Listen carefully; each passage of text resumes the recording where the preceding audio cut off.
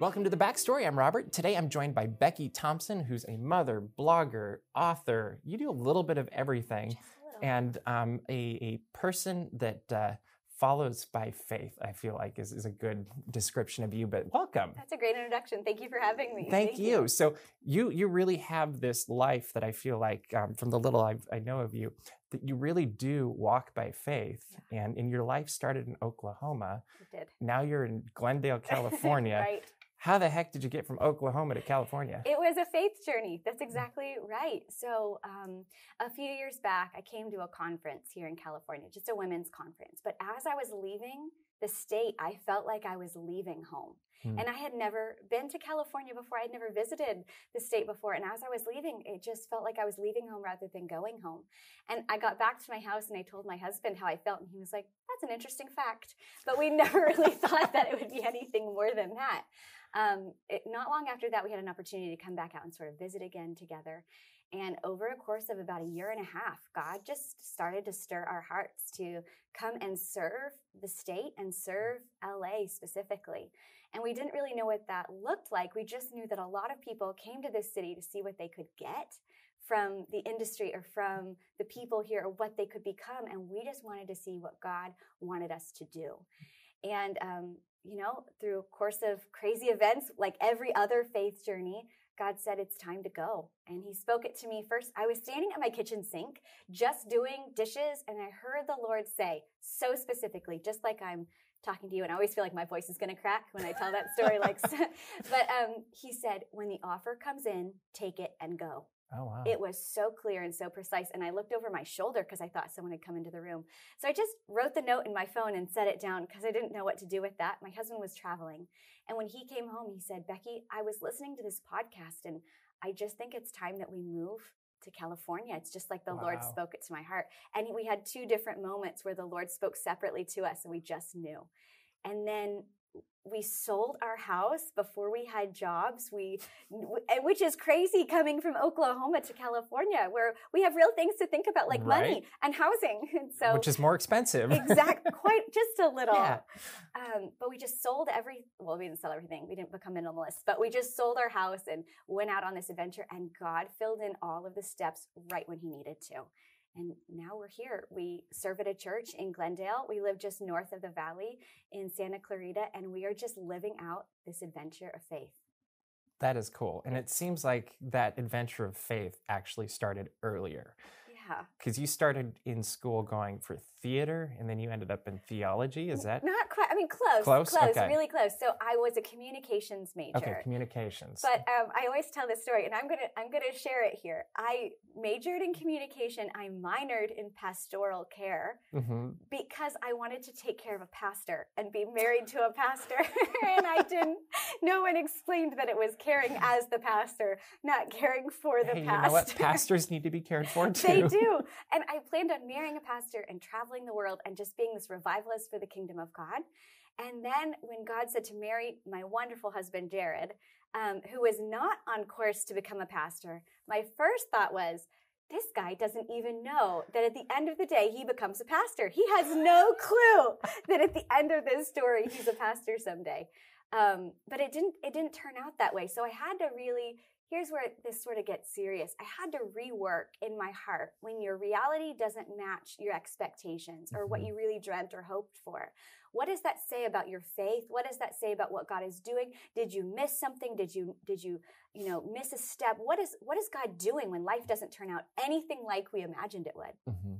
So we ended up in the middle of nowhere, Oklahoma, in my husband's tiny hometown. And I was a mom of a stay-at-home mom of two small kids. And I just looked around. I was like, somebody got something wrong somewhere. But I was very happy as a mom and I loved my husband. But what do you do with all these dreams still in your heart? So I started a blog, and it was sort of an accident because the real truth is that I needed to buy new clothes as a mom, and I wasn't taking my kids to the mall. So I'm going to tell this story real fast. I went online, and there was a boutique online. You know those little things that you can just order from the internet. So I ordered this outfit, and then the Facebook account that was linked to that blog or that boutique, they said, we're going to have a contest. Post a picture of yourself wearing one of our outfits. Most likes on your picture on Facebook wins $100 worth of free clothes, which sounds great. So I asked all my friends to like this picture of me. And don't let anybody tell you that a selfie won't change your life, because I took a picture in this outfit. And then the boutique owner reaches out and says, are you a fashion blogger? I'm not a fashion blogger, I said, but I could be.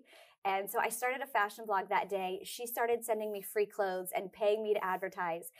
And this is what's really cool. The Lord spoke to me and he said, I'm going to give you an audience and you will be responsible for them. But I thought it was for clothes. So I was a little confused there. And I was like, yes, Jesus, I will make sure that they are the best dressed audience. What I didn't know is that God was using this as the door to take me to everything that he had after that. So I started to write and things started to pick up. And it seemed like the more that I wrote about my faith and life as a mom and what God was doing, the more people responded. And then one day God spoke again and he said, you have to decide, what are you going to be known for? Are you going to be known for clothes and fashion, or are you going to be known for hope and encouragement? And I was like, do I have to let go of all the clothes? I liked them. I liked those. But I knew the decision to make. So I took down all the advertisements. And just a few weeks later, I wrote a post on my website that went viral. Millions of people have read it to date. 25 million people have read it. 1 million people have clicked share. Publishing houses started following me. Literary agents started following me. Wow. They started to reach out. We love what you're saying. We love your heart. We love your message. Have you ever thought about writing a book? At the end of that year, I signed a 2-book contract to write my first 2 books. And then since then, I've signed another 3-book contract. By the end of 2020, I will have 6 books on shelves in stores across the world, really. Wow. And it's so cool because here's the message behind all of this. It's that just when you thought you were forgotten, just when you thought you were lost in the middle of nowhere, just when you literally thought you were living in a place on a map that nobody in the world had ever heard of or would care to know about, God says, I know exactly where you're going, and I need you to take a stop here before we get to where we're going to be. And it's never too late, and you never know when your last ordinary day is going to be and when everything's going to change. Right. So you've got quite the adventurous life as I'm thinking about this. You may not realize it all the time. So you get pulled into the world of writing books. Yes. What's that process like? Sure. I mean, that's a lot of writing. Yes, it was a lot of words. I haven't added all of those words. And I'm assuming you're still posting on the blog too, right? Well, here's the thing. The blog kind of had to take a back seat because when you're writing all of these words into the book, here's how this worked in the very beginning. I actually signed the contract with a 4-month-old and 2 very small children. And so for me, it wasn't, you imagine writers going to some retreat and maybe in those reclining chairs by the water's edge, watching birds fly. I was late at night. My kids would all be asleep. I was, holding a bottle with one hand and typing with the other. I was ignoring the dish. My poor husband, he stepped in. He was great, but I was ignoring everything else while I wrote. And so I think for me, my writing process doesn't look like everybody else's, but the thing is, I'm writing to moms in the middle of it. I'm writing to moms who are in the thick of everything, feeling like it's heavy and sort of falling apart. And I'm just like, yeah, me too. There's syrup still on my counter from breakfast that I haven't had a chance to wipe up. And I'm sitting next to a pile of clothes that need to be folded and I should just name because they live here permanently on this couch. Right. And so I feel like this helps me relate to these women who need to know that God is there in those moments next to the laundry with the sticky counters and the baby who just won't sleep through the night. And but now as I'm getting into it, my kids are getting into school. It's been such a cool process also moving to California because my husband has stepped out of all of these crazy roles that he had before. Because I've talked a lot about me and I know we're talking about the book, but in Oklahoma, my husband, he wore every hat there. He was the mayor of our small town. He was a volunteer firefighter. He helped run the family business. He, helped at our church. He was everything to everybody. But now it's almost like we get him. And it's this whole new dynamic of getting to write in different seasons. And I love this because I'm getting to write to different women as I'm living and becoming a different woman. Does that make sense? Oh, absolutely. But, for a person who says, I want to write, I just don't know when I would find the time. I have found that if there is a burning message in your heart, then you type out those things in the notes app on your phone. You do a voice record as you go, and then you organize it later. But if there's a message inside of you, it will find a way out. That is awesome. So you're out. How long have you been in California? We moved here in December of 2017, so just almost a year and a half now. Wow. Yeah. So what's next? exactly what is next. It's one of those things where I have these new dreams, and I have learned that the age of the dream does not determine the likelihood of its outcome. Like, it is never too late to get a new, fresh dream, especially when it's one that the Lord places in your heart. So it's sort of crazy, but I'm remembering all these things I thought of when I was young, and I think I'd like to host or act or be more in front rather than behind. Sure. Because my favorite thing is to tell stories. I love to tell God's story most of all, but I've told a lot of my stories, and I'm thinking it would be fun to tell somebody else's. That's very cool. Yeah. So final question on the backstory, Okay. Always the hardest. Nervous. So I came from the Midwest as well. Yes. Northern.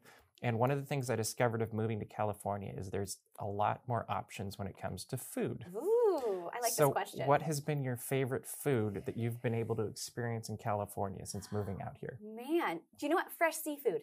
Oh, Fresh seafood, good call. because it takes days to get seafood to the Midwest, and by the time you get it, you might be safe with some shrimp, right? Like, you might, if it's on ice and it's frozen. As long as it's frozen. As long as it's frozen. But just fresh seafood. For us, we have some health issues in our family with our kids and different things they can and can't eat. So my husband and I, it's so funny, we'll put our kids to bed and we'll order something. I think my favorite thing about not living in the Midwest is that there are companies that will bring food to my front door. Right? And lots of them. My waistline doesn't love this, but I've enjoyed all of the different options. That's a fun question. I'm glad you liked it. That was a good answer. Thank you. Well, make sure to check out Becky Thompson on her website, which I believe is beckythompson.com. Make it pretty simple. That's very simple. And also make sure to watch her on Hour of Power as Bobby interviews her there.